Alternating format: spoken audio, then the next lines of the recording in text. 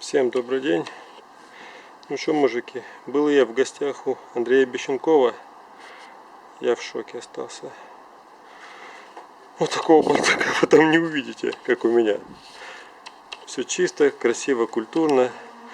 Очень мило пообщались, побеседовали. Мне понравилось вообще, как человек мыслит, как он размышляет по поводу машины, как его надо правильно восстанавливать. Ну, хороший канал, я обязательно ссылки в описании оставлю. Так, по поводу теперь моего станка. Ну, как станка, я сейчас сделаю обзор гаража. Многие просили. Станок у меня ереванский завод. Видим, что 71 года 1М61. Подробно рассказывать про станок, наверное, смысла нет. Есть более подробные обзоры по этому поводу. Тут надо рассказывать передаточные числа. Ну, я же не буду говорить, что вот это патрон, допустим, это содержатель, там это линк. Что вам еще такое показать? Это крутилка туда, это крутилка сюда. Надо подробно все это рассказывать. На моем канале это, наверное, вряд ли кто будет смотреть. Пойдем дальше посмотрим, что у меня есть. Есть у меня вот такой компрессор. Ремеза. Очень сильно рекомендую. Извините, отвлекли, я не помню, на чем остановился. Компрессору где-то года два, как я говорил, да. Китайский этот самый двигатель, ну фиг его. Кто-то говорит, что он плохой, но у меня он работает без проблем. Вообще с ним никаких проблем не было. Очень сильно рекомендую. Так, вот такой бардак у меня. Поехали. Вот мы видим сварочный аппарат. Начнем с самого первого. Это у нас плазморез. Так, плазморез у нас такой. Видно, не видно. 41 без компрессора, 40 ампер у него максимальный ток, 12 миллиметров может резать. Отдельный обзор буду делать. Так, у нас что есть? У нас есть это споттер алюминиевый 610, самый мощный в линейке Telvin. Про него тоже отдельный обзор. Вот хотелось бы рассказать про этот аппарат. Это у нас зарядное устройство. Зарядное устройство. Так, а что еще надо кто-то аккуратно подлезть под него. Вот его параметры. Данное зарядное устройство никогда не спалит вам машину. Много степеней защиты. При своей маленькой мощности в состоянии завести даже КАМАЗ. До 24 вольт выдает. И при всем при этом не дает импульсных скачков. Есть электронная система, как правильно сказать, синергетическая система зарядки. Троник называется, там написано Троник. Вот она. Вот она, Троник. При всем при этом может отдельными проводами подключиться в бортовую систему через прикуриватель. И можно отключать аккумулятор и, допустим, заряжать его, ну, когда это необходимо, чтобы не сбивать настройки аккумулятора. Очень рекомендую, для дорогих машин самая лучшая зарядка, на мой взгляд, индуктор. Про него тоже будет отдельный обзор. Очень скоро, потому что, так понимаю, что надо делать, люди просят. Так, дальше что у нас? Дальше у нас споттер идет. Про споттер. Я, честно говоря, не знаю, есть ли смысл про споттер делать обзор. Он такой не сильно как бы продвинутый, такой простой, хороший работяга. Но все равно по возможности сделаю, расскажу, что знаю. Контактная сварка. Ну, такая контактная сварка. 2 плюс 2 миллиметра имеется в виду. Стоит система защиты от перегрева, то есть никогда не перегреется, он в защиту срабатывает, падает. Так, и сейчас попробую показать. Электронная у нас есть здесь настройка, миллиметраж, пульсовая сварка простая, то есть пульсовая так дык-дык-дык-дык-дык, то есть ток дает пульсом. Для чего нужно, потом расскажу при обзоре, и время настройки. Так, что это у нас дальше? У нас дальше полуавтомат. Полуавтомат у нас 225 пульс. 200 ампер мощность у него. Что он может? Импульсная сварка, как я говорил, это немаловажный факт. Вкратце пробежимся. Сейчас вкратце пробежимся. Сейчас, секундочку, вот так сделаем, наверное, получше будет. Так, это у нас 0,8 проволока, диаметр. Это у нас виды стали. Виды стали, это у нас двухтактный, четырехтактный. Это у нас ручная дуговая тик-лифт и обычная сварка, импульсная сварка. Так, ну вот это уже надо рассказывать по мере... Так, ну я, конечно, могу рассказать, но вот эту верхнюю дорожку. Но пока не покажу, там ничего не понятно будет. Аппарат тоже интересный, тоже надо про него делать обзор, люди просили. Теперь переходим на 380 оборудование. Вот у нас, видите, в одинаковом корпусе, сейчас расскажу почему. Так, это у нас идет 90-й плазморез. Горелочка у нас, какую мы видим, 150-я. Это заводская горелка, с завода стоит у нее такая горелка. Режет до 30 мм всего. Железо, сталь, алюминий, да вплоть до золота, не знаю, любой предмет, который проводит через себя ток. Ну, плазморез, про него много не расскажешь. Вот перейдем теперь на аргонно-дуговую сварку. Вот показываю мониторчик у нас вот такой. То есть у нас есть все, ну, по аргонной дуговой сварке есть все. Подъем, вот эта вторая штучка, это второй ток, это базовый ток, это второй ток, спад, газ сначала, газ с конца, подъемы, но это потом, когда буду включать, его покажу, расскажу. Это у нас пульс, это у нас баланс полярности, это у нас прогрев электрода.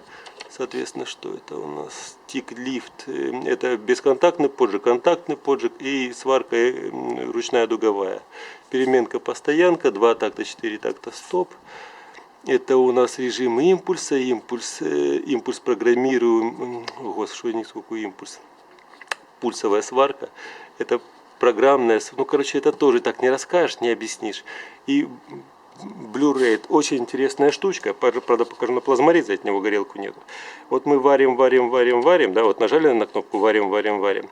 А потом, когда нам надо переключиться на ток, мы просто еще раз нажимаем на кнопку и мы переходим на второй ток, на более мощный или более слабый. Еще раз нажимаем на кнопку и переходим опять же на первый ток. Интересная штука. Вот такой аппарат. 422. Вот яркий пример. Низ Blue Weld, верх Telvin. Подходит абсолютно. Мужики, весь этот набор это одна и та же фирма. Абсолютно одна и та же. Просто Blue Weld у нас идет для стран третьего мира, в которые мы почему-то входим, я не знаю. А Telvin идет на Европу. Если я не ошибаюсь, в Америку, в Южную Америку идет в черном корпусе. Так что вот так. Один и тот же завод, собирается все в Италии, только на выходе корпус разный. Так, это я показываю. Здесь не видим параметры. Чтобы не дрожал бы. В фотоаппарате функция накрылась, когда, чтобы не вибрировало вот это. Так, вот, более-менее нормально. Так, смотрим, 35%, 350 ампер, это ПВ у нас такой. При 60% у нас уже 250 ампер. И при 100% у нас 210 ампер. Такие же параметры у нас на... Это у нас был тик сварка, это у нас ручная дуговая сварка. Ну, в принципе, я считаю, что неплохое ПВ у нас. При 40%. А при 30% и здесь при 30%. Все абсолютно схожее. Нужная табличка. Потом, когда буду делать обзоры на аппаратах, обязательно расскажу, что я про них знаю, для чего, что, как. Так, переходим мы дальше. Дальше мы переходим вот на вот эту штуку. Это у нас спулган.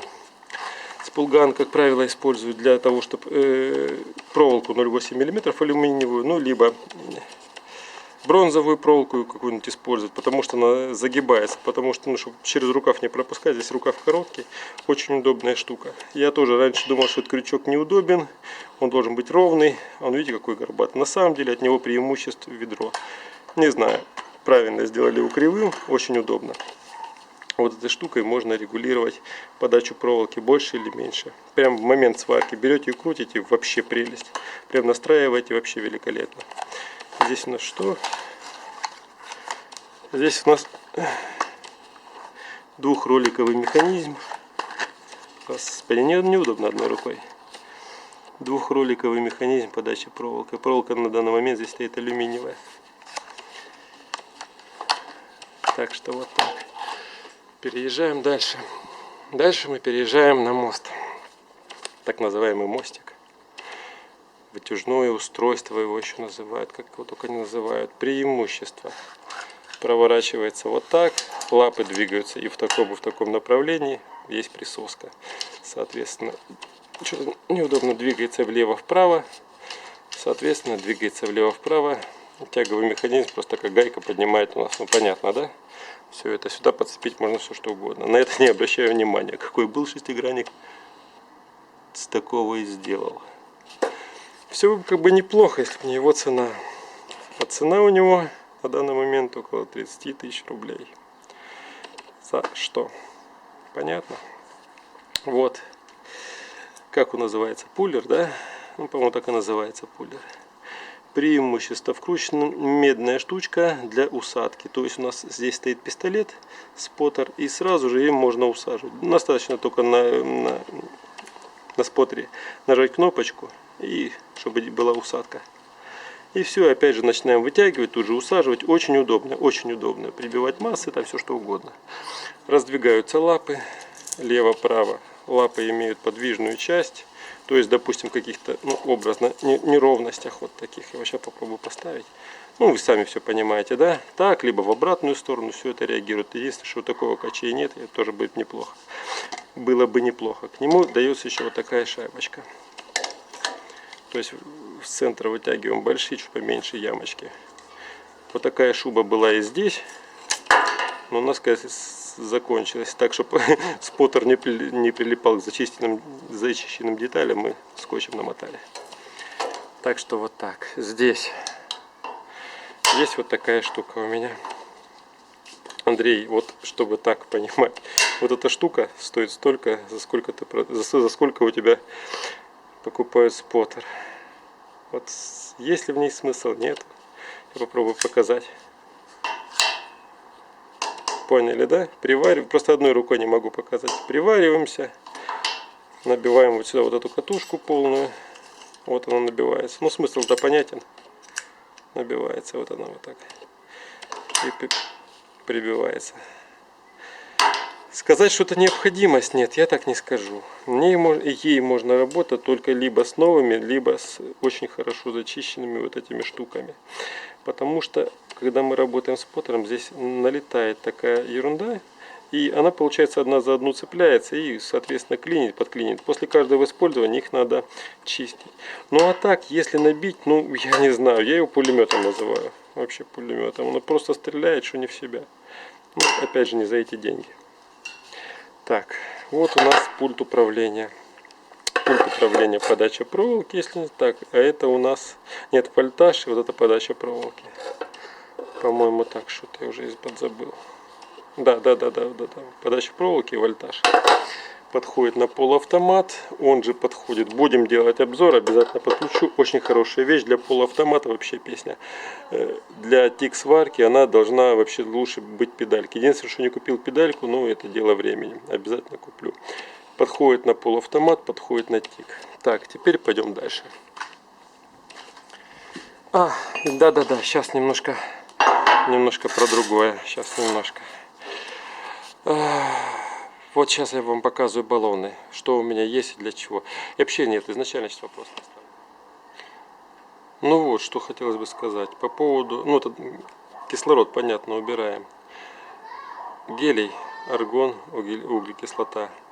На самом деле я в шоке. Люди не в курсе, что такое смесь. Я в шоке. Когда им говоришь, что смесью сварить лучше, они задают вопрос, а почему это не сделать углекислотой, какая разница. Обязательно я сделаю видео, покажу, в чем разница между углекислотой, смесью, аргоном и гелием. Во всех этих четырех позициях будет разный сварочный шов. При одном и том же, допустим, токе, при разных токах, все это покажу. Так что вот так. Теперь показываем, что такое смесь, ну, сварочная смесь. Вот шов на сварочной смеси. Видно, нет? Попробую показать, чтобы было видно. Видите, у нас присутствует елочка. У меня хорошо видно. Углекислотой так сделать, я думаю, что не получится. Причем, видите, что металл был даже толком не зачищенный по краям. Вот нормальные сварочки сейчас меня обгадят и правы будут. То есть фаски не зачищены, ничего. Проплавление великолепное. Никаких наплывов, как после углекислоты. Ничего такого нету. Видно, нету так с торца. Вон видно, я думаю. Видите, какой шов, проплавление какое. Эта лапа вот недавно переваривал ее там. Поэтому она свежая. Все остальные все уже ржавые. Валяются. Так что вот так.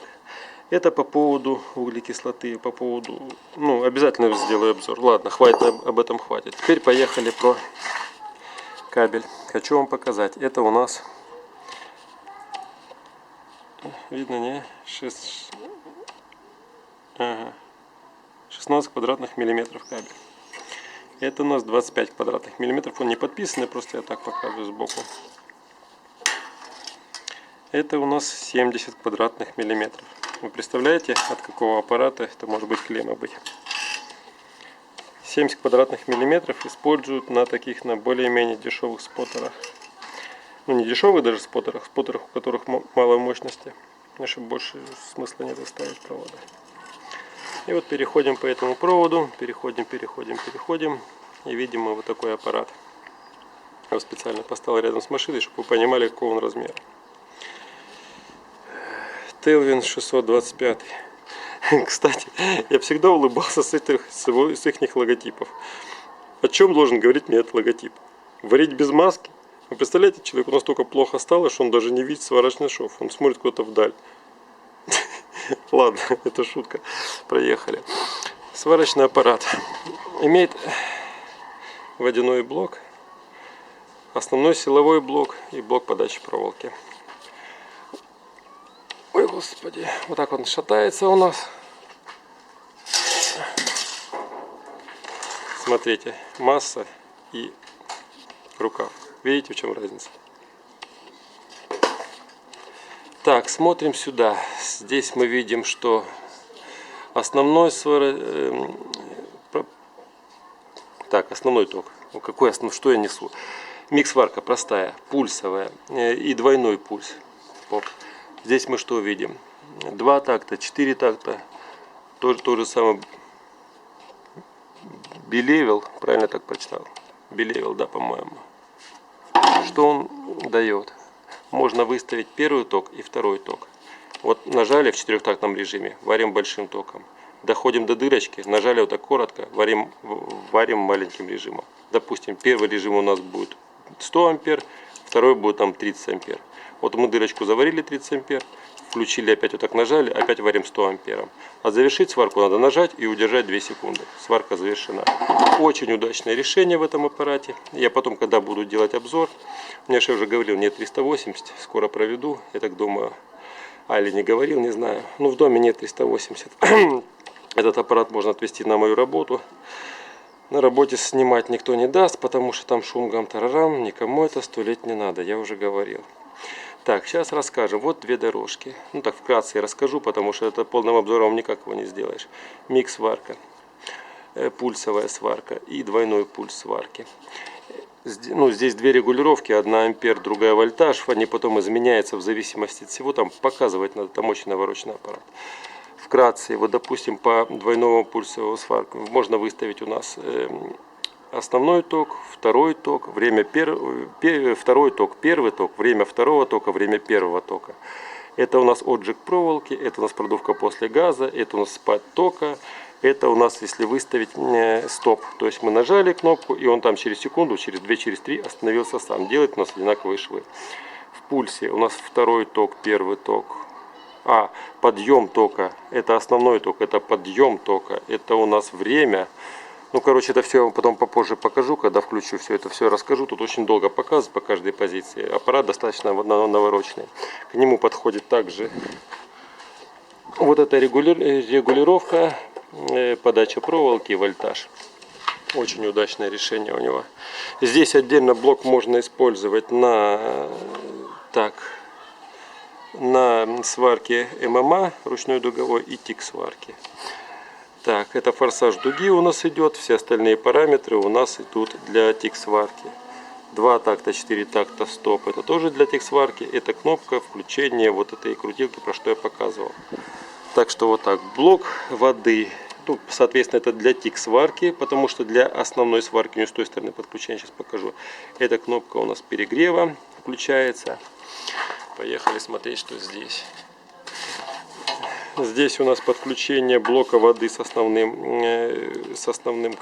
блоком. Это у нас подключение воды для полуавтомата. Вот эта горелка, кстати, она с водяным охлаждением. Варил вообще прелесть. Прелесть просто. Так, что у нас есть? У нас есть подключение флешки. Не флешки, что я несу? Подключение к системе, это самое, как он называется? Видно, нет?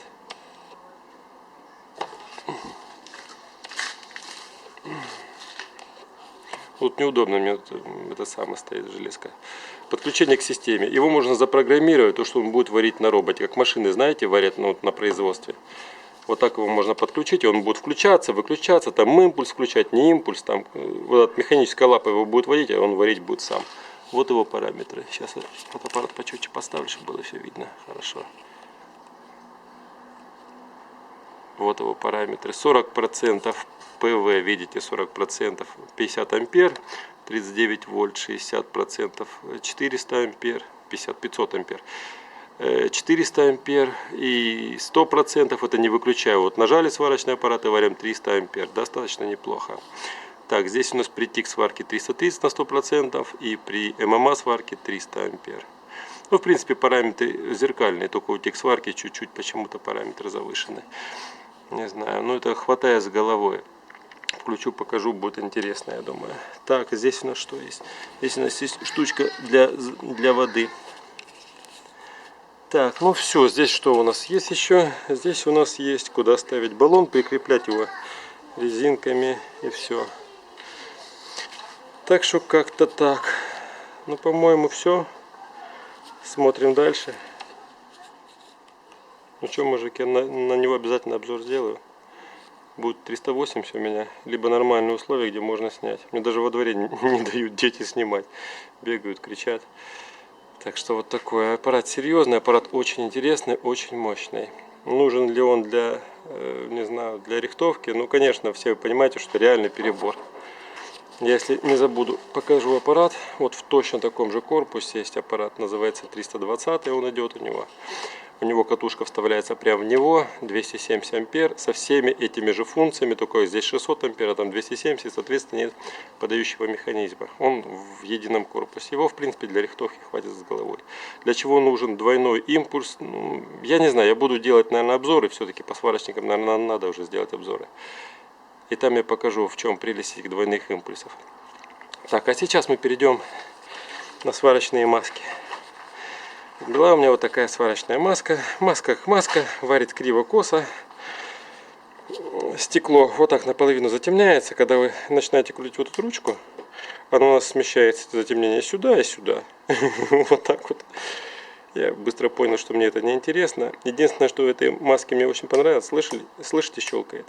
Он выключает затемнение в момент шлифовки. Удачно. Маска на голове, просто вы щелкнули вниз, шлифуете, щелкнули, поставили сюда, варите. Решил взять есабовскую маску. Ну, не знаю, уже, наверное, год она у меня, может больше, не знаю. Достаточно хорошая, качественная маска. Единственная регулировка вот здесь затемнение. Дальше у нас что есть? У нас здесь две ручки. Ручка у нас, как он называется, срабатывание маски. Блин, как это правильно называется, это название? И вторая, это время после сварки, время, когда она стоит еще закрытая, регулируется. Это чувствительность, вспомнил, это время закрытия маски после сварки. Так, единственное, что в этой маске не то, она очень хорошо подходит, у нее с, не знаю, видно, не? С 9 до 13 дин.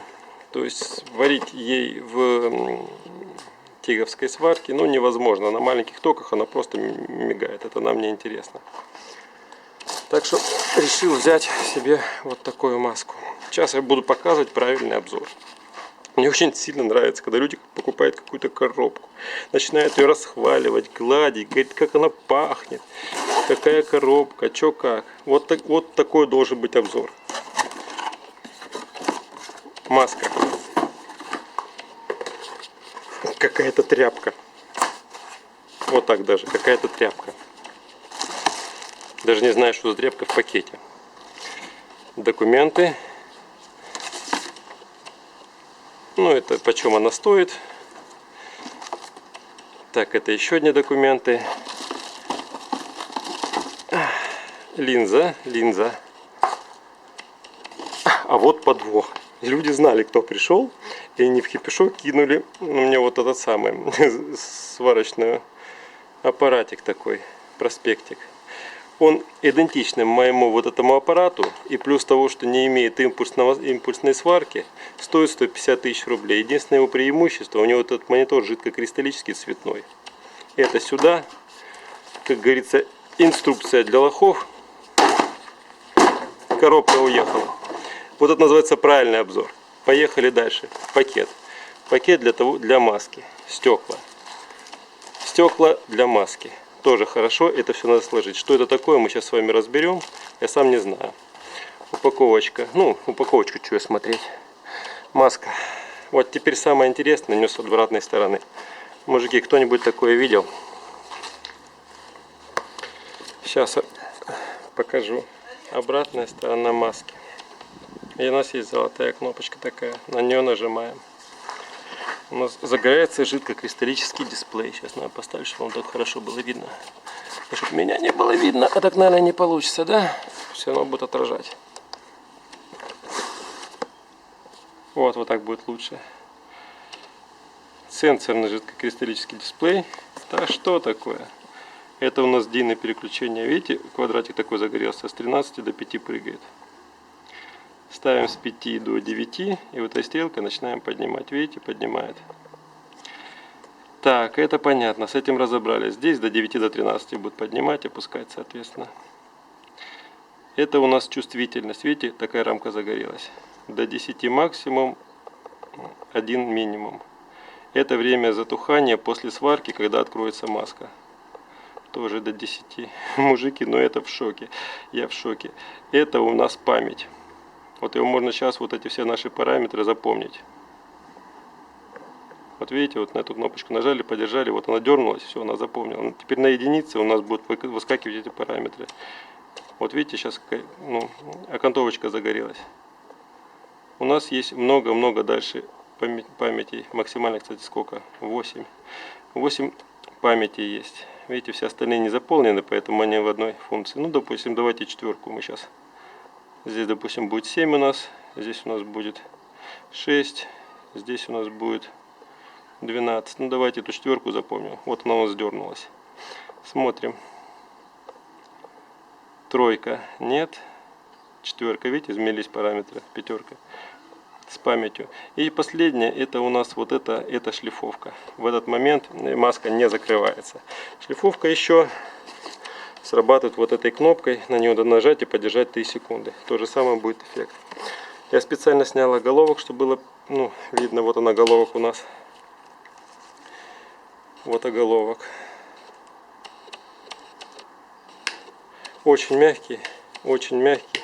Регулируется по-всякому, на голове сидит очень удобно. И вот эта функция мне понравилась.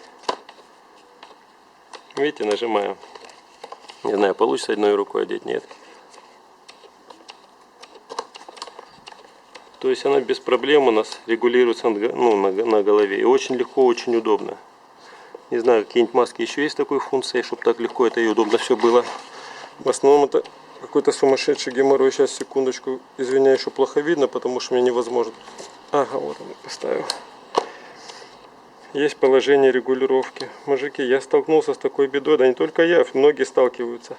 Когда маску невозможно где-то повернуть. Она просто становится в проем, как, допустим, вот арки колес сварить. И маску невозможно повернуть, у вас голова получается ровно. А сварочный шов находится где-то вот здесь. И вы вот так поворачиваете глаза, потому что вы не можете повернуть маску, у вас поворачивается голову. То здесь это можно сделать очень просто. Я не знаю, другие делают такое. Вот видите, одну сюда, одну туда. И у вас голова, центр, даже отсюда видно, смещена. То есть маска получается на голове смещенная. Проем, который вас удержит, а голова будет смотреть ровно прямо. Ну не знаю, нормально. Нормально, мне эта ситуация нравится. Я не однажды сталкивался с этим. Как-то так. Сейчас я выключу камеру, разорву пакет, посмотрю, что это такое. Так что как-то вот так. Смотрим. Мужики, это подшлемник. Потому что это такое дальше, я не знаю. Это очень сильно похоже на подшлемник.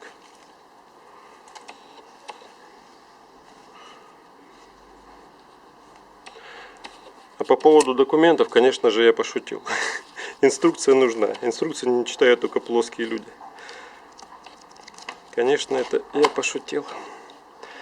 А вот по поводу этой маски сделаем примерно то же самое. Она нам больше не понадобится. Все. Всем пока.